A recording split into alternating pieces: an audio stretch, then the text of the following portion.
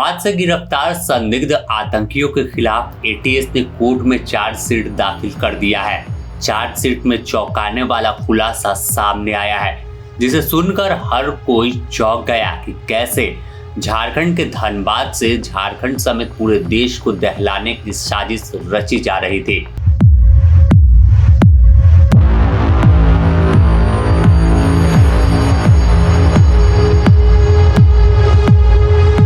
बता दें कि हिजब उत तहरीर से जुड़े झारखंड मॉडल के खिलाफ रांची की विशेष एटीएस अदालत में आरोप पत्र दाखिल किया गया है।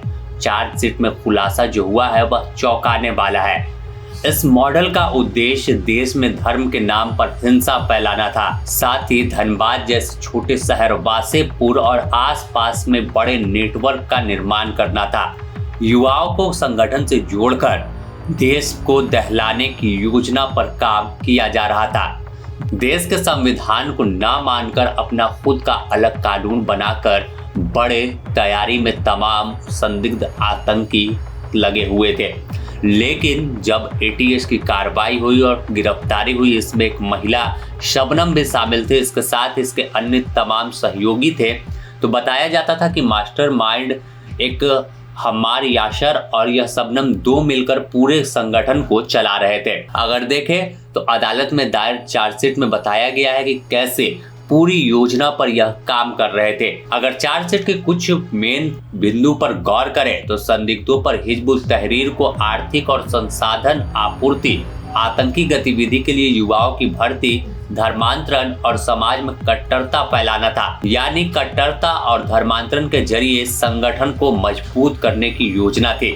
साथ ही यह भी खुलासा हुआ कि लोगों का मकसद अस्थिरता देश में फैलाना था, जिससे संवैधानिक व्यवस्था के खिलाफ बड़ी साजिश हो सके। साथ ही आरोपियों के पास से जो दस्तावेज बरामद हुए थे, जो डिजिटल गैजेट्स थे, किताबें थी, जिनमें तमाम चीजों का जिक्र था कि कैसे इस नेटवर्क को बढ़ाना है और कैसे आगे देश में बड़ा धमाका कर देना है। गिरफ्तारी तमाम लोगों की अगर बात करें तो रांची, धनबाद, गया से हुई थी और जिसमें संगठन विस्तार का अंदाजा मिलता है कि यानी कैसे धनबाद से शुरू होकर गया पहुंचा और फिर रांची, यानी एक कड़ी बनाई जा रही थी और उस कड़ी के आधार पर आगे तमाम लोग बढ़ रहे थे। 26 अप्रैल 2025 यह तारीख तो बखूबी याद होगी, क्योंकि 5 लोगों की गिरफ्तारी इसी दिन हुई थी और इनके पास हथियार अवैध तरीके से रखना, धार्मिक सद्भावना बिगाड़ने जैसा आरोप लगा था। और इसमें गिरफ्तारी जिनकी हुई अयान जावेद, गुलफाम हसन, मोहम्मद शहजाद आलम, शबनम परवीन और अम्मार यासर उर्फ समीक शामिल था। एटीएस ने अदालत को बताया है कि आरोपियों ने अपनी संलिप्तता भी स्वीकार की है। उनके पास देसी पिस्टल, कारतूस, मोबाइल फोन, लैपटॉप और अन्य महत्वपूर्ण कागजात बरामद किए गए हैं। जांच में यह भी खुलासा हुआ कि ये लोग प्रतिबंधित आतंकी संगठन हिजब उत तहरीर से जुड़े थे और देश की शांति व्यवस्था भंग करने का मंसूबा रख रहे थे। अब अगर 5 आरोपियों पर देखें तो सबसे पहले एटीएस का जिनमें नाम आया है गुलफाम हसन। सिर्फ 21 साल का यह लड़का है और उसने हिजब उत तहरीर से जुड़े होने के साथ साथ देश विरोधी गतिविधियों में शामिल होने की खुद बात को स्वीकार की है। गुलफाम के पास से अवैध हथियार भी बरामद किया गया था और दस्तावेज बरामद हुए थे, वह उर्दू या अरबी में लिखे हुए थे, जिसका अनुवाद करने पर पता चला कि यहाँ पर धार्मिक माहौल भड़काने के लिए भड़काऊ सामग्री और भारत के संविधान को न मानने वाले तथ्य दस्तावेज इसके पास मौजूद थे, जिसे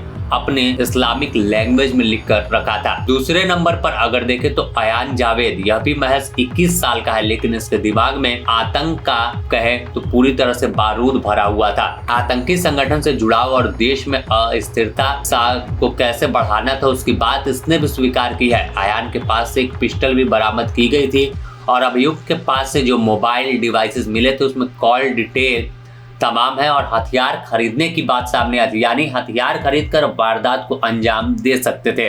इसके बाद तीसरे नंबर पर बात करें तो शहजाद आलम है, महज 20 साल का है, लेकिन इसके दिमाग में आतंक का कहे तो पूरा प्लानिंग तय था कि कैसे हिजब उत तहरीर से जुड़ने के बाद धार्मिक सद्भावना को बिगाड़ना है। कोई धार्मिक जुलूस निकलता तो उसमें चाहे इस्लामिक हो या फिर हिंदुइज्म का हो, दोनों में से किसी के जुलूस में दंगा भड़काकर फिर अस्थिरता लाने की तैयारी थी और उसी दंगे को प्रमोट कर आगे बढ़ाने की योजना थी। अब बात शबनम परवीन की कर लेते हैं। शबनम का पति अयान जावेद है और हथियार एकत्रित करने की जानकारी देने के साथ साथ आतंकी गतिविधि को समर्थन देने की बात इसने खुद स्वीकार की है।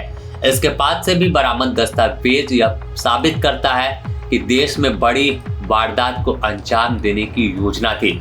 और पांचवा नाम जो सबसे चर्चा में है, मोहम्मद अम्मार यासिर। इसकी उम्र 33 साल है और प्रतिबंधित आतंकी संगठन इंडियन मुजाहिदीन का सदस्य रहकर देश को अशांत करने की कोशिश कर रहा था। इस मामले में यह पहले जेल भी गया था और इसकी जब CDR और टावर लोकेशन से जांच की तो पता चला कि यह पूर्व और बाद में सभी अभियुक्तों से संपर्क में था। अब बात कर लेते हैं कि कब रेड हुई, कैसे हुआ। तो धनबाद के वासेपुर से सभी की गिरफ्तारी हुई थी और हिजबुत तहरीर के 5 संदिग्धों में से एक अम्मार यासर आतंकी संगठन इंडियन मुजाहिदीन से भी नाता था। पांचों गिरफ्तारी के पास से महत्वपूर्ण सबसे अगर व्यक्ति कोई है तो अम्मार यासर है। अम्मार 2014 में भी राजस्थान के जोधपुर से गिरफ्तार हुआ था।